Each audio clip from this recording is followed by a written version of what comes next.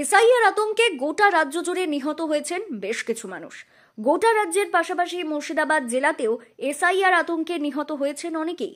আজ ভগবানগোলার বাহাদুরপুর মিয়াপাড়া এলাকার প্রায় ৬৭ বছরের এক বয়স্ক ব্যক্তি এসআইআর আতঙ্কে নিহত হয়েছেন। তিনি নিহত ব্যক্তির নাম ২০০২ সালের ভোটার লিস্টে ছিল ইরফান খান। বর্তমানে ২০২৫ সালে ভোটার লিস্টে তেনার নাম আকালি খান। ভোটার লিস্টে দুই নাম থাকার কারণে দুশ্চিন্তায় দুর্ভোগে আজ রাত্রে নিহত হয় সেই ব্যক্তি। সেই বিষয় নিয়ে সরাসরি কেন্দ্রকে তোপ দাগলেন ভগবানগোলার প্রাক্তন বিধায়ক জনাব চাঁদ মোহাম্মদ। বিজেপির দিকে আক্রমণ শানিয়ে বললেন, ভোট আসলে এসআইআর এনআরসির মতো কিছু না কিছু একটা চালু করে কেন্দ্র সরকার, কিন্তু চালু করে কোনো লাভ হবে না। আখেরে আবার সরকারে থাকবে মুখ্যমন্ত্রী মমতা বন্দ্যোপাধ্যায়। পাশাপাশি তিনি আরও বলেন, বাংলাদেশের পাশে আমাদের ভারতের বেশ কয়েকটি রাজ্য আছে, অথচ সবগুলোকে বাদ দিয়ে বাংলাতেই এসআইআর। মূলত এটা বাংলাকে চক্রান্ত করে হারানোর একটি পরিকল্পনা করতে চাইছে বিজেপি সরকার। কিন্তু বাংলার মানুষ জানে এবং বোঝে, বিজেপি যতই ছলচাতুরি করুক, পুনরায় মুখ্যমন্ত্রী মমতা বন্দ্যোপাধ্যায় চারবারের মতো বাংলার ক্ষমতায় বসবে। এই বলে একাধিক বিষয়ের উপর কেন্দ্রের বিজেপি সরকারকে আক্রমণ প্রাক্তন বিধায়ক চাঁদ মোহাম্মদের। এটা হচ্ছে খুব দুর্ভাগ্যজনক ঘটনা।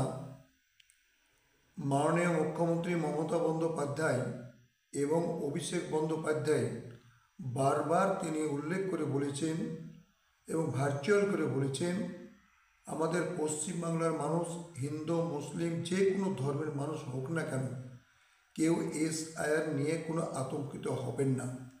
যাদের ২০০২ সালে তাদের বাবা মা দাদু দাদি যদি নাম থাকে, সেই নাম অনুসারে তারা এই ভোটার ফর্ম যে আপনার ইউনিফরমেশন ফর্ম আছে সেটা ফিল আপ করতে হবে বিএলওকে সহযোগিতা নিয়ে, এবং সেই ফর্ম ফিল আপ করে তারা সংশ্লিষ্ট আধিকারিকের হাতে তারা জমা দিবেন। তাতে ভয়ের কোনো কারণ নেই। অথচ দেখা যাচ্ছে যে এই পশ্চিমবাংলাকে টার্গেট করেছে একমাত্র কেন্দ্রে বিজেপি সরকার, বর্বর জাতীয় সরকার।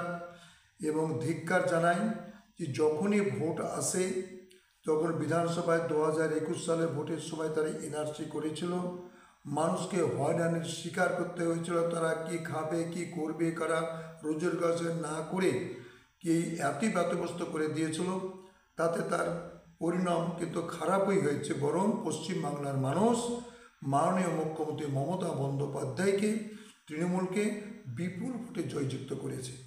এবারও ঠিক ২০২৫ পেরিয়ে ২৬ সালে যে ভোট বিধানসভা, তার আগে এসআইআর আবার একটা চালু করেছে। তাতে মানুষের মধ্যে আতঙ্ক তো ছড়িয়ে দিয়েছে। এই নিয়ে অনেক মানুষ যারা বুঝতে পারছে না, অনেক শিক্ষিত মানুষ আছে, অশিক্ষিত মানুষ আছে, আতঙ্কিত হচ্ছেন। যাদের ২০০২ সালে নাম নেই, তারা এত আতঙ্কিত যে সাধারণ মানুষ, কোনো কোনো জায়গায় হিন্দু মুসলিম উভয় মানুষ প্রচুর পরিমাণে তারা মারা গেছে। আজকেও ঠিক মুর্শিদাবাদ জেলায় ভগবানগোলা বিধানসভা কেন্দ্রের বাহাদুরপুর অঞ্চলের মিয়াপাড়া গ্রামে, যার ২০০২ সালে নাম ছিল ইরফান খান, তার ২০২৫ সালের লিস্টে দেখা গেছে যে তার নাম হচ্ছিল আকালি খান। এবার সেই ব্যাপার দেখতে গিয়ে বাড়ির যারা অন্যান্য তার মালিক বা তার আত্মীয় স্বজন তাকে বকাবদ্ধ করে যে তোমার নামটা বলা ঠিক নাই কেন। তিনি বলেন, আমি ২০২৪ সালে যে উপনির্বাচন হয়েছে বহলা বিধানসভায় এবং জেলা লোকসভা ভোট, সেই ভোটে আমি ভোট প্রদান করেছি। অথচ আমি ওই ২০০২ সালের ভোটটাকে আমি অর্পণ করিনি, আমি আকালি খান এই নামে আমি ভোট প্রদান করেছি। এই চিন্তাতে তিনি রাত্রিবেলায় ২:২টার সময় এই চিন্তা করতে করতে তিনি মৃত্যুবরণ করেছেন। আমরা দুঃখিত এবং সেই পরিবারের পাশে আমাদের তৃণমূল সরকার আছে এবং মাননীয় মুখ্যমন্ত্রী মমতা বন্দ্যোপাধ্যায়, অভিষেক বন্দ্যোপাধ্যায় আছে, আমাদের দল তৃণমূল সরকার আছে। আমরা তাদের পাশে সমবেদনা জানিয়েছি।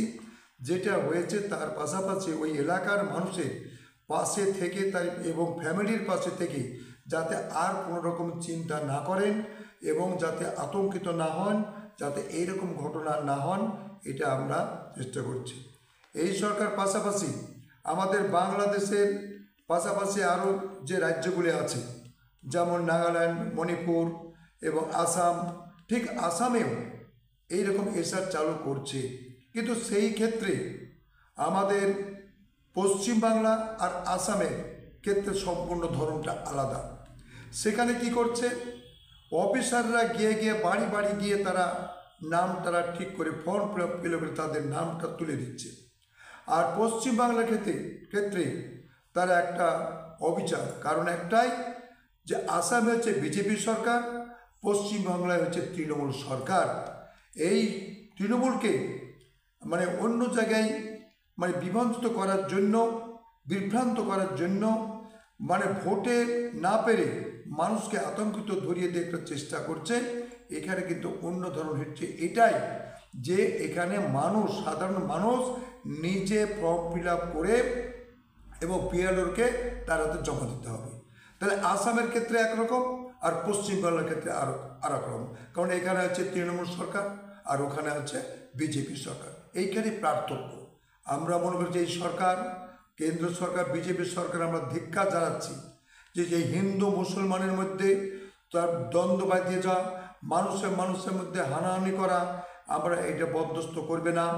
আগামী দিনে মাননীয় মুখ্যমন্ত্রী মমতা বন্দ্যোপাধ্যায়কে এবং আমাদের আইকন এবং অভিষেক বন্দ্যোপাধ্যায়কে দেখে আগামী 2026 সালে আপনারা দেখবেন মানুষ তাদের বিজেপিকে প্রত্যাখ্যান করে তৃণমূল সরকারকে বিপুল ভোটে জয়যুক্ত করে এবং 240 থেকে 50টা আসন নিয়ে আবারও মাননীয় মুখ্যমন্ত্রী মমতা বন্দ্যোপাধ্যায় আবারও 4বারের জন্যে আবার তিনি মুখ্যমন্ত্রী হবে, এতে কোনো সন্দেহ নেই। এটাই তো আমাদের প্রশ্ন যে বাংলাদেশের পাশাপাশি অনেকগুলি রাজ্য আছে, মণিপুর আছে, নাগাল্যান্ড আছে, আসামও আছে, আমাদের পশ্চিমবাংলাও আছে। কিন্তু দেখুন অন্যান্য রাজ্যগুলা না করে কিছুটা হলেও আসামে এটা এসআর চালু করছে, কিন্তু সম্পূর্ণ ব্যতিক্রম।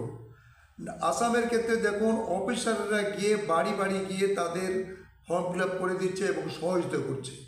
আর পশ্চিমবাংলায় মানুষকে হয়রান করছে, বিএলআরওকে দিয়ে তারাকে সাধারণ মানুষ ফর্ম ফিল আপ করে দিয়ে বিএলআরওতে জমা করে দিচ্ছে। কোথাও ভুলভ্রান্তি হলে তারা দায়ী হবে, কিন্তু আসামের ক্ষেত্রে সেটা হচ্ছে না। আসামকে বিজেপি সরকার আছে বলে তাদেরকে সম্পূর্ণভাবে ফ্যাসিলিটি। আর পশ্চিমবাংলার ক্ষেত্রে একেবারে ব্যতিক্রম, যাতে মনে হচ্ছে পশ্চিমবাংলা একটা বিষ। তাই আমরা মনে করি এই তৃণমূল সরকার যতদিন আছে, এই বাংলাতে এসআইআর হোক আর এনআরসি হোক বা নাই হোক, যতদিন মাননীয় মুখ্যমন্ত্রী মমতা বন্দ্যোপাধ্যায় আছে, অভিষেক বন্দ্যোপাধ্যায় আছে এবং তৃণমূল সরকার আছে, এখানে জনগণ আবারও বিজেপিকে প্রত্যাখ্যান করবেন। আপনারা জানেন, ইতিমধ্যে শুনলাম যে বছর শেষে ডিসেম্বর মাসেই মোদী সরকার এবং শাহ এখানে আসছে, এখানে ভোট আদায় করার জন্য, বিভিন্ন চক্রান্ত করার জন্য। এখানে কিন্তু যতই আসুক, যতই বড় বড় সভা করুক, এখানে তার পাল্টা সভা না করলেও মাননীয় মুখ্যমন্ত্রী মমতা বন্দ্যোপাধ্যায় আছেন, অভিষেক বন্দ্যোপাধ্যায় আছেন, তিনি দেখবেন, নজর রাখছেন আগামী 2026 সালে এখানে নাড্ডায় আসুক আর মোদি আসুক আর যেই আসুক বিজেপি সরকার, এইখানে পশ্চিমবাংলায় কোনো রকম দাঁত ভোগাতে পারবে না।